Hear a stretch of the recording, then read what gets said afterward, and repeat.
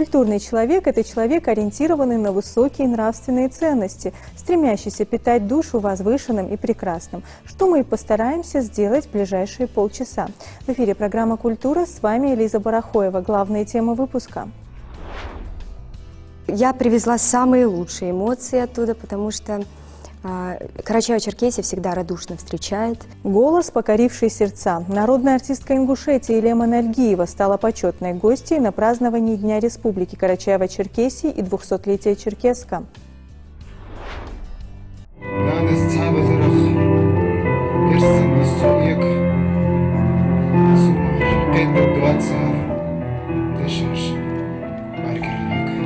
В Магасе звучали стихи. Магомед Дугиев – новое имя венгурской поэзии.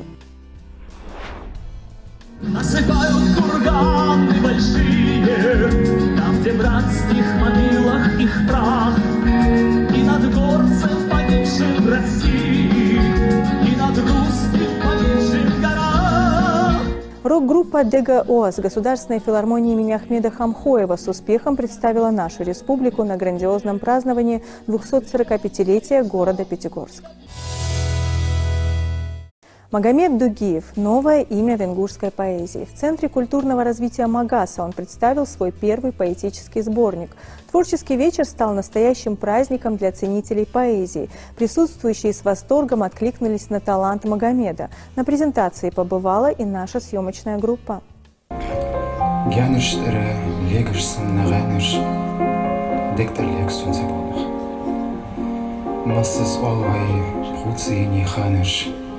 Хуцинец, хуцибинуп, нах. Дехтулой эзердегеш калхат, уксабай таханна шилагаш. Диша балхаш нах градинат. Цендадат сардегеш цакахаш. Тухаш сынна симеч сигалде, садок эттеш ол цвададуш. Да им хац, суца хасаи. Мастаханда от хитарваш. Гяныштеры легашсан наганаш дектор лексун цавырнах. Не каждый врач умеет не только лечить тело, но и исцелять душу. Магомед Дугиев – врач-пульмонолог, днем спасающий жизни в больничных палатах, а ночью в тишине рождающий строки, полные любви к родной земле, размышления о вечном и тонкой боли утраты. Оставив на время халат и стетоскоп, он представляет свой первый поэтический сборник землякам. Сегодня я пришла как вот на день рождения нового поэта, потому что мы знаем, что Магомед врач, и очень интересно всегда почитать, что пишет тот или иной человек, который вот так предан какой-то другой профессии. Поэтому мне только предстоит на более таком глубинном уровне познакомиться с его стихами, с его творчеством. Хотя вот я же повторюсь, из того, что я прочла на сегодняшний день, это такая вот тонкая философия. Понятно, что человек устроен очень так вот непросто. И не просто так пишет. В зале особая тишина. Не просто вечер поэзии, а прикосновение к чему-то глубокому, личному. Каждый понимает, стихи Магомеда – это не только талант, но и оголенная душа человека, пережившего боль утраты. Этот сборник – посвящение матери. Ее светлый образ, любовь и память – главная тема, пронизывающая каждую строчку. Ушедшая в 2023-м, она навсегда осталась главным вдохновением для Магомеда.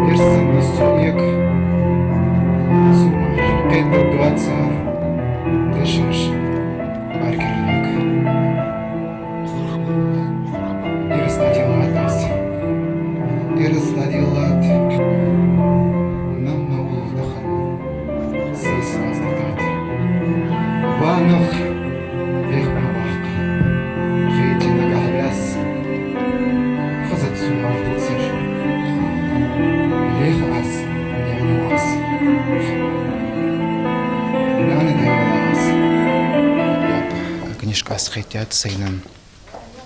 Это миллион байтер же ас этчера беабохба.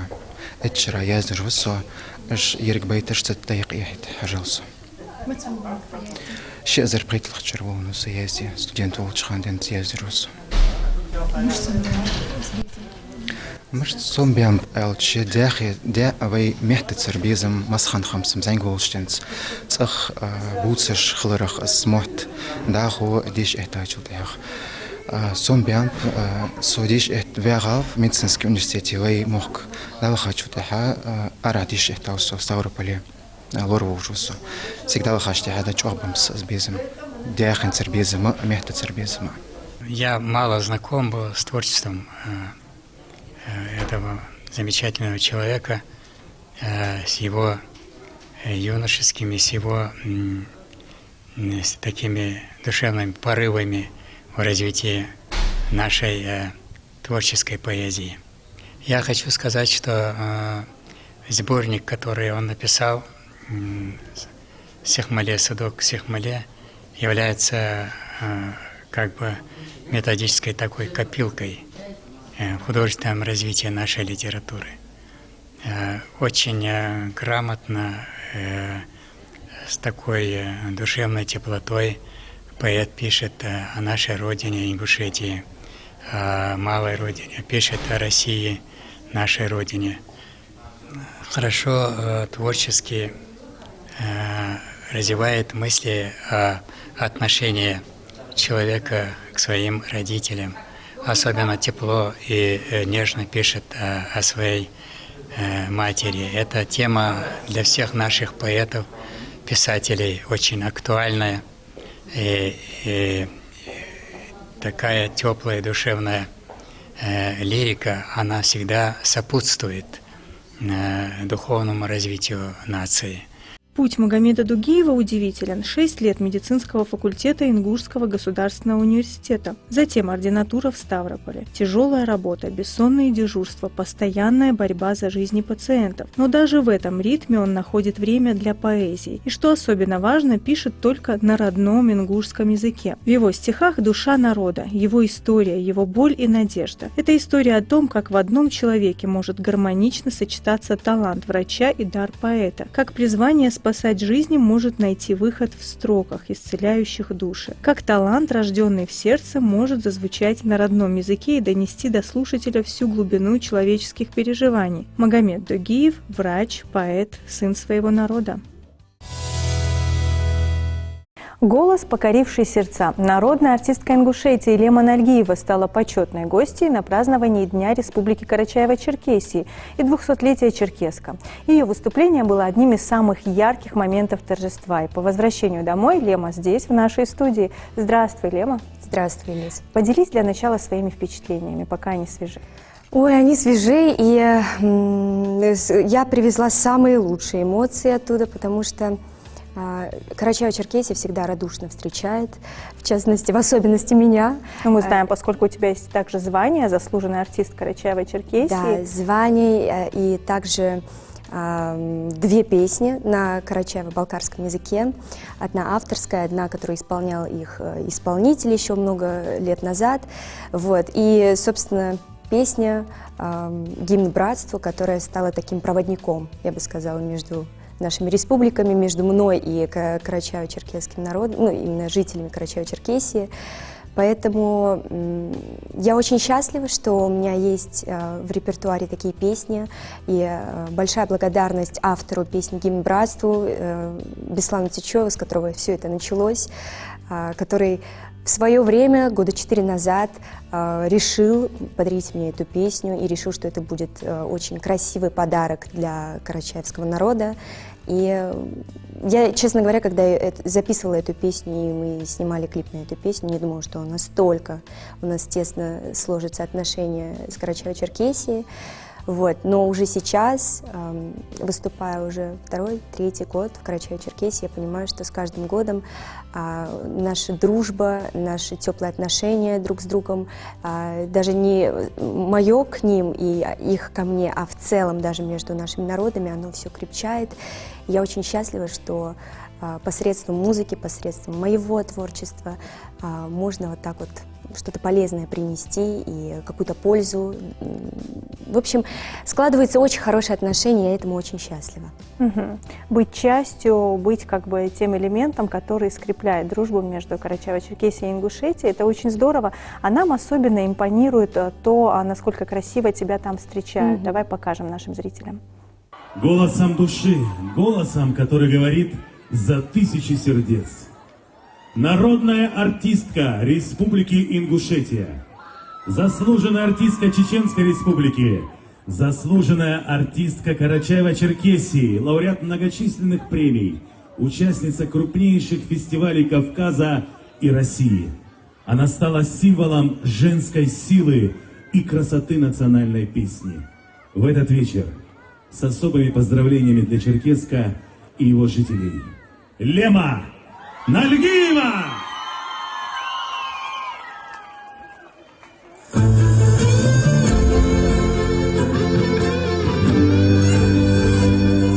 Добрый вечер, Черкесск!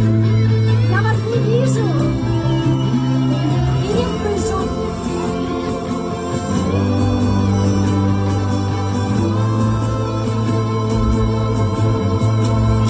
О дружбе и братстве слагаю я песню, в ней каждое слово, как верность и клятва, на чаше все блага земли перевесит великая сила аланского братства.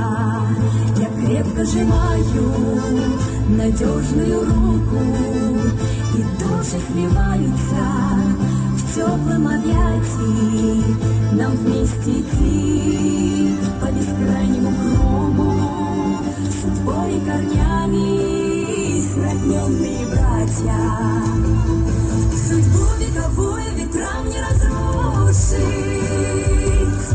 я дружбы и братства родней не знаю. Аланское небо ласкает мне душу, от башен Лалечи до гор Карачая. Аланское небо ласкает мне душу, от башен Лалечи до гор Карачая. Вместе спеть. О, кто-то начал уже. От башен Лалечи до гор Карачая. Аланское небо.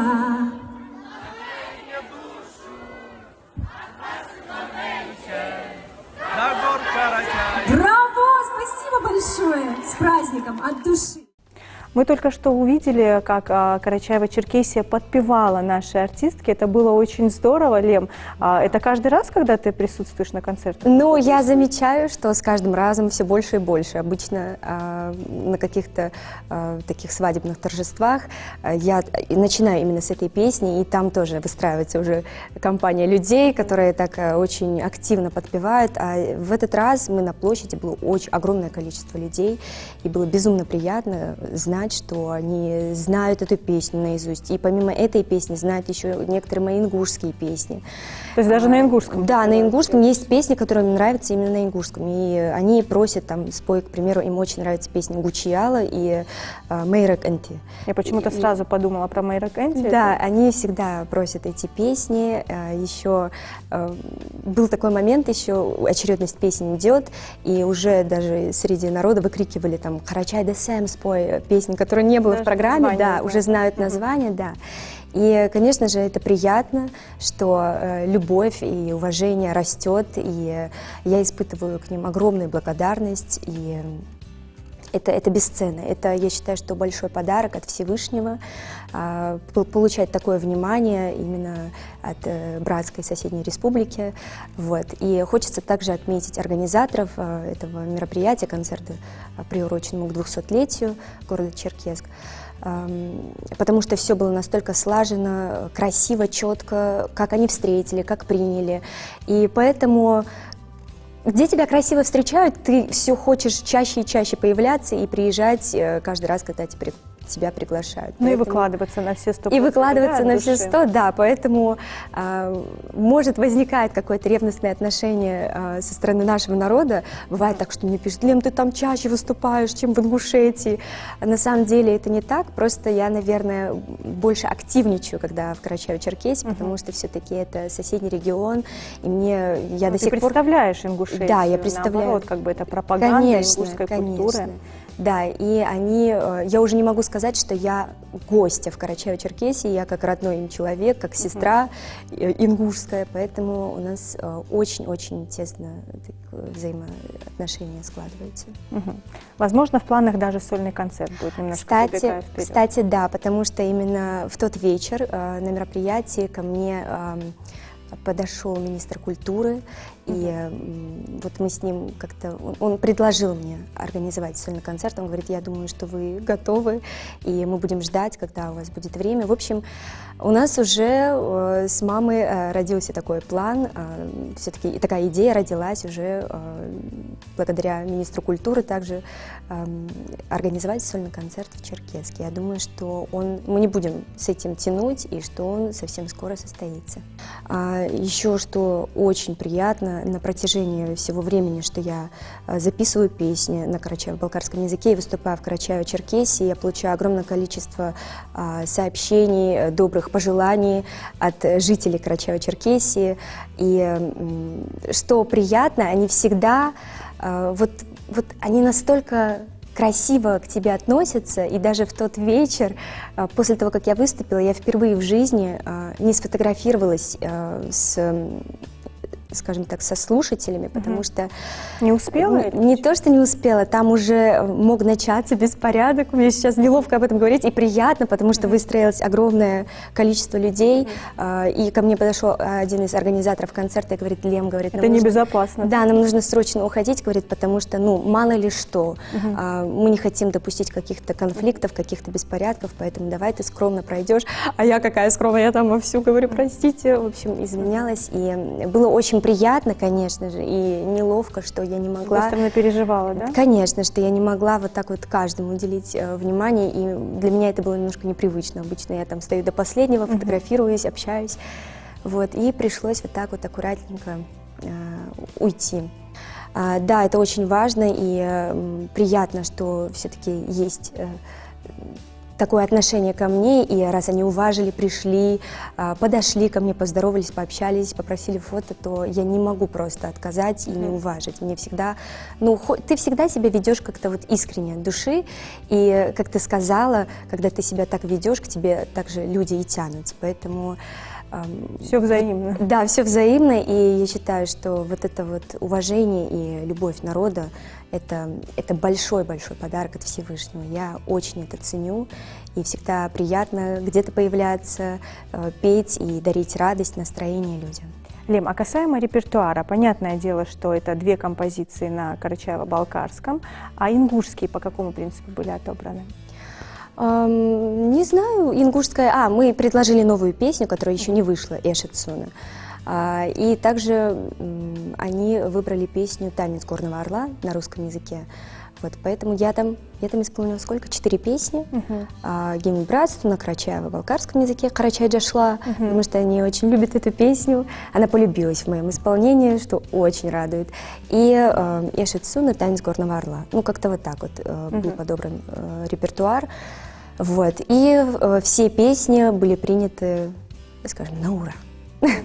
Мы не сомневаемся, вернее, мы сами это видели, это очень здорово. Лем, а касаемо твоих творческих планов на ближайшее время, над чем сейчас работаешь, чем занимаешься? Сейчас мы занимаемся какими-то, скажем так, мероприятиями пока что, которые у нас в ближайшее время планируются. Мы сейчас ведем подготовку над этими мероприятиями. Это как мои выступления, так и какие-то сольные, клипы, записи песен, все как обычно у артистов. Но также я очень надеюсь, что у нас все-таки получится организовать в Ингушетии концерт. Обычно это проще, хотя не проще, но в принципе из-за площадки, из-за там, технического оснащения это проще сделать в Москве, и там собрать людей тоже проще, потому что если там прилетают из других регионов, тоже как-то в Москве оказывается людям немножко проще.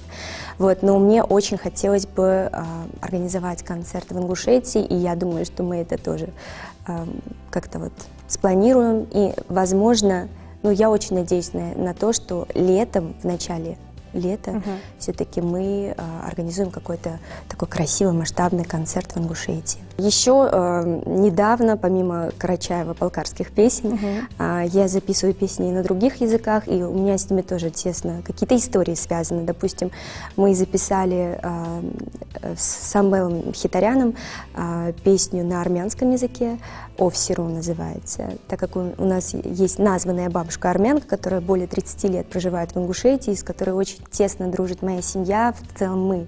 Это получается посвящение бабушке? Да, это так получается посвящение бабушке, и она просто с самого детства напевала мне эту песню, и мы учили с ней вместе текст.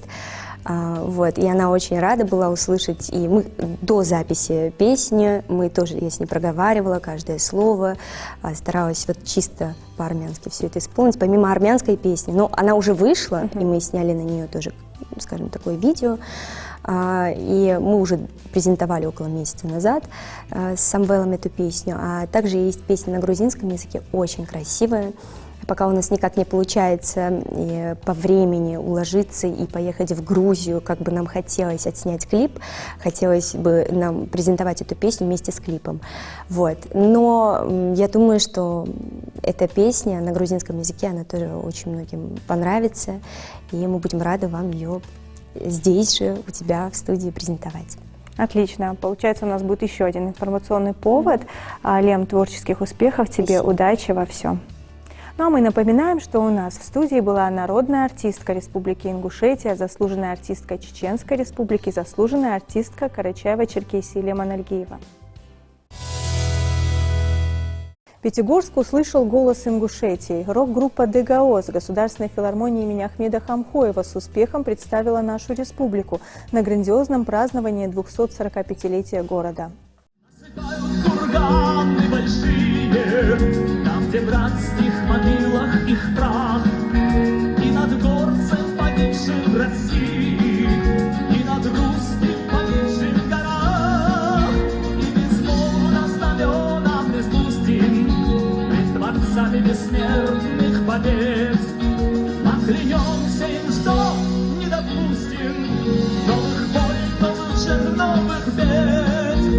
Насыпают курганы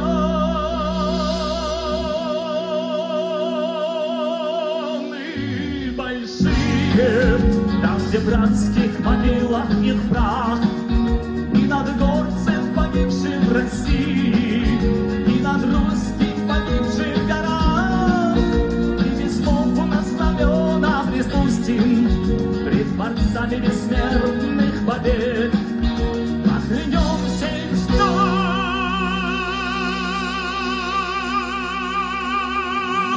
не допустим новых войн, новых жертв, новых бед.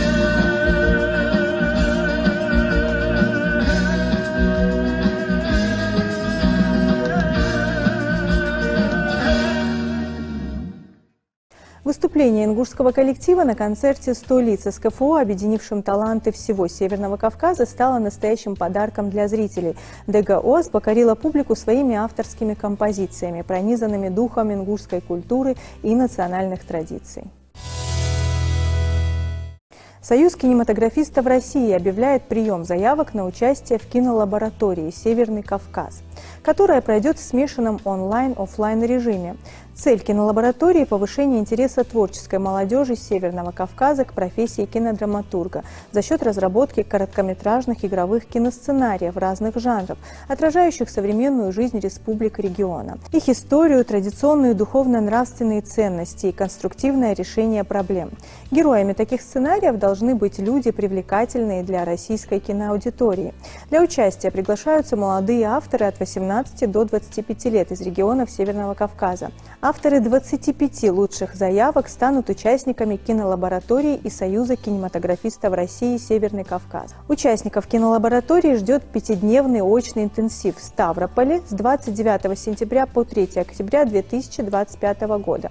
Онлайн-киношкола, 108 часов мастер-класса от топовых экспертов, создание сценариев короткометражных фильмов. Помимо этого, помощь в продвижении проектов на федеральном уровне. Шанс заявить о себе и попасть в профессиональное сообщество. Условия участия в конкурсе найдете на сайте киноконструктор.рф. Первый Всероссийский культурный форум коренных малочисленных народов пройдет с сентября по ноябрь текущего года при поддержке Министерства культуры России. Мероприятие будет проходить в 4 городах и соберет на своих площадках специалистов в области культуры и искусства, коллективы народного творчества коренных малочисленных народов Российской Федерации, а также представителей их общественных организаций. Цель форума – сохранение, развитие и популяризация самобытной музыкальной, песенной, танцевальной, празднично-обрядовой культуры коренных малочисленных народов России, сохранение единого культурного пространства, укрепление творческих контактов и взаимопонимания, воспитание культуры межнационального общения, взаимообогащение культур малых народов России, пробуждение интереса российских граждан к их культуре и искусству. Города проведения – Анадырь, Красноярск, Петрозаводск и Тюмень. Программа включает выступления фольклорных коллективов, исполнителей народной музыки и танцевальных ансамблей, театрализованные представления, а также мастер-классы. Помимо этого пройдут выставки изделий декоративно-прикладного искусства, включающие традиции и особые техники изготовления изделий мастерами-ремесленниками. Также в каждом из городов запланированы круглые столы и практические конференции с участием экспертов, в которых будут подняты вопросы включения объектов нематериального этнокультурного достояния в федеральный государственный реестр. По итогам форума будет создан неигровой фильм, посвященный жизни и культуре коренных малочисленных народов России. Представители Ингушетии также примут участие в мероприятии. На этом наша программа подошла к концу. Всего вам самого доброго. До новых встреч на телеканале Магаз.